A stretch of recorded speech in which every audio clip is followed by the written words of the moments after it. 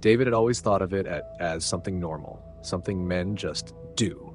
No one ever really talked about it. It wasn't dinner conversation, and it certainly wasn't in the health brochures he picked up at his doctor's office. But as he turned 52, things started to shift. Subtle changes, a little discomfort, a bit more urgency, a lingering question he never dared to voice. Could his lifelong habit be affecting his health? He stumbled on the idea late one night, scrolling through articles he'd never have read in his 30s. The words jumped out: prostate health, aging, masturbation. It was like someone had finally asked the question he didn't even realize he had. Could something so common actually have long-term effects? David wasn't alone. Millions of men silently wonder how their daily routines, especially the most private ones, might shape their future. The truth? It's a topic rarely discussed, but vitally important. Because as men age, the prostate becomes a silent player in their health journey. And that simple, private act, it might be more connected to prostate health than anyone's ever dared to admit. So David kept digging. What he found changed the way he looked at aging and himself forever. David couldn't shake the feeling. That night, he dove deeper, looking for answers, not just opinions, but real science. What he found surprised him. Apparently, he wasn't the only one asking questions. Researchers had been studying the connection between masturbation and prostate health for years, and the findings, they were eye-opening.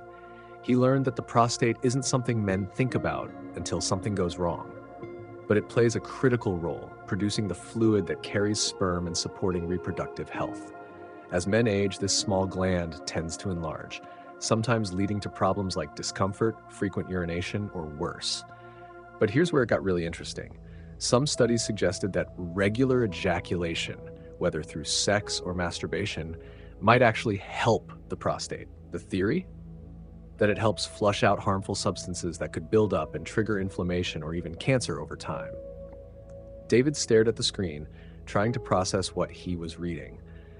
Could this habit he'd never thought twice about actually have a protective effect? Could something so ordinary really help him stay healthier as he aged? He wasn't ready to jump to conclusions, but he knew one thing for sure. This wasn't just a casual late-night read anymore. It was personal. David's curiosity turned into a quiet obsession. He needed more than theories. He wanted hard data. That's when he stumbled upon a groundbreaking study from Harvard that would shift his entire perspective. The study had followed nearly 29,000 men over 18 years. It wasn't some vague, speculative report. It was solid, long-term research published in a respected medical journal. And the conclusion?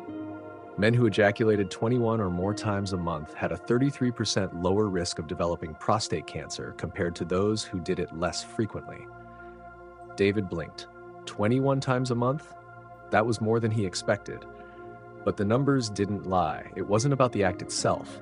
It was about the process of clearing out the prostate, flushing away toxins, bacteria, and harmful materials that could build up over time.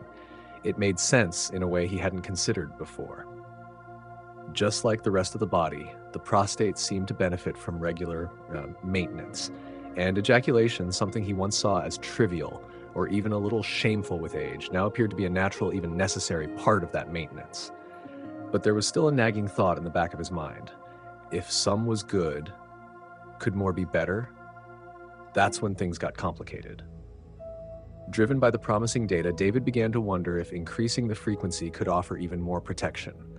After all, if 21 times a month lowered cancer risk, why not 30 or 40?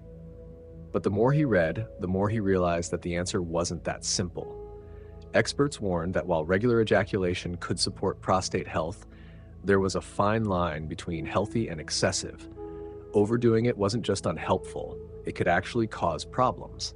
Some men who masturbated compulsively reported physical discomfort, pelvic tension, and even inflammation in the prostate itself. David began to see the bigger picture. The key wasn't just frequency, it was balance. Just like exercise, too much of a good thing could backfire. Ejaculation might flush the system, but the body still needed time to recover, reset, and stay in harmony.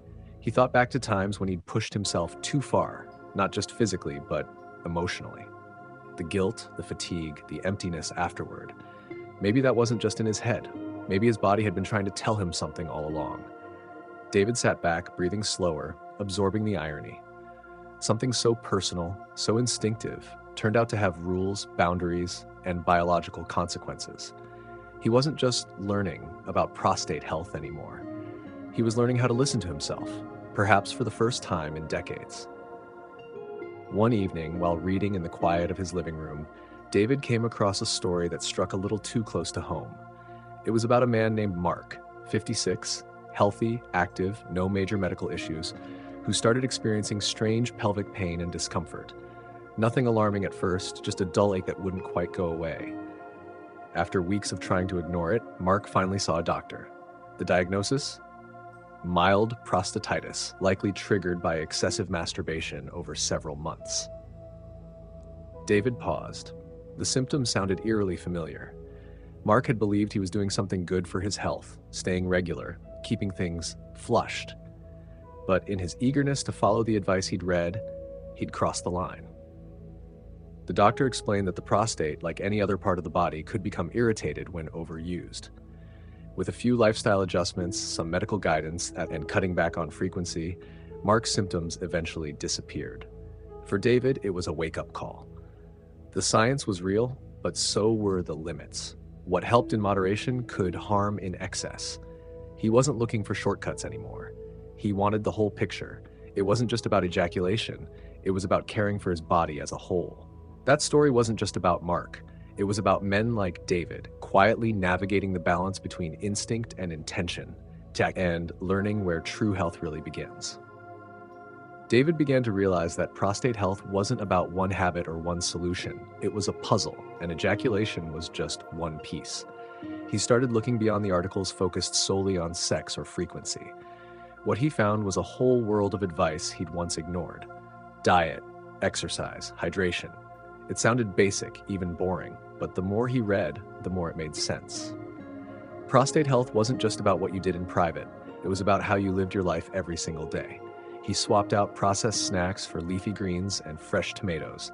He learned that lycopene, a compound found in tomatoes, could help reduce prostate cancer risk. Broccoli, berries, green tea, they weren't just health food. They were fuel for long-term wellness. David also started moving more. A brisk walk in the morning, light stretching in the evening. Nothing intense, just consistency. Studies showed that regular exercise helped with hormone regulation, blood flow, even inflammation, all crucial for the prostate. He drank more water too, something so simple but surprisingly powerful. Staying hydrated helped flush toxins from the body, including those that could affect his urinary system.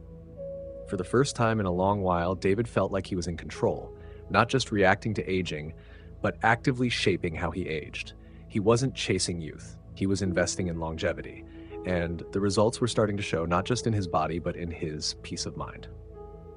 Despite all his new habits, David knew there was one more piece he couldn't ignore, something most men, including himself, had avoided for years: regular checkups. He scheduled an appointment with his doctor, something he hadn't done in far too long. Sitting in the waiting room, he felt a mix of nerves and quiet confidence. He had changed so much, his lifestyle, his mindset, but he needed to know what was really going on inside. The doctor talked to him about PSA tests, simple blood work that measured prostate-specific antigen levels, and the digital rectal exam, a screening tool most men dreaded, but one that could catch early signs of prostate issues. For men over 50, especially those with a family history of prostate cancer, these screenings weren't optional, they were essential. David listened carefully, realizing how many years he'd spent in the dark, hoping for the best instead of planning for it. When his results came back, they were good. Nothing alarming, no red flags. But more importantly, he had a baseline now, real data he could track as he aged.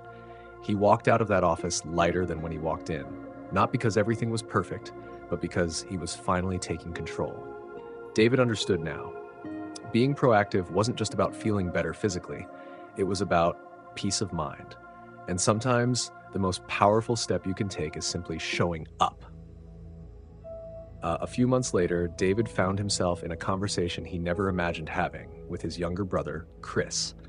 Chris had recently turned 45 and was starting to notice small changes too. Waking up at night to pee, a bit of pressure he couldn't explain, even occasional discomfort.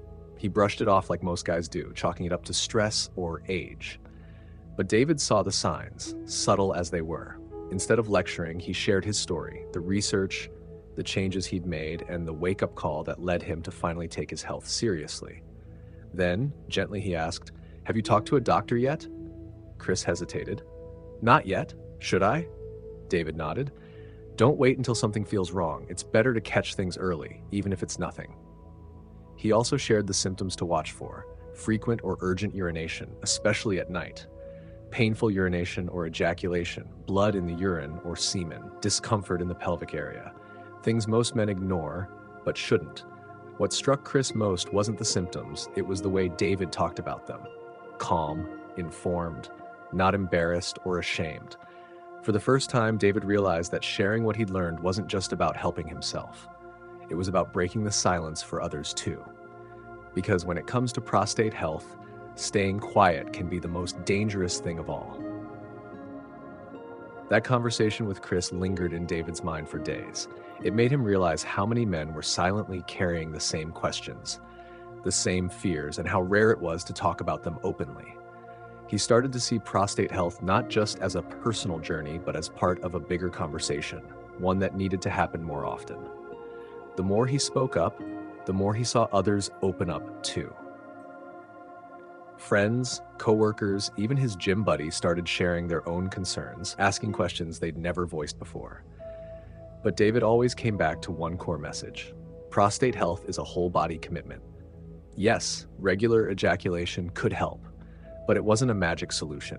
Without a balanced diet, consistent physical activity, hydration, and regular screenings, that one habit wasn't enough.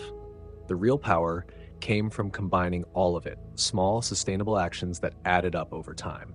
He remembered reading how antioxidants and anti-inflammatory foods like tomatoes, berries, and leafy greens could protect the prostate, how staying active supported hormone balance and blood flow, how hydration helped flush the system, and how all of it worked better together, like gears in a well-oiled machine. David didn't chase perfection, he chased balance. That, he realized, was the key, not just to a healthy prostate, but to a longer, better life. One built on knowledge, action, and the courage to care, even when no one else was talking about it.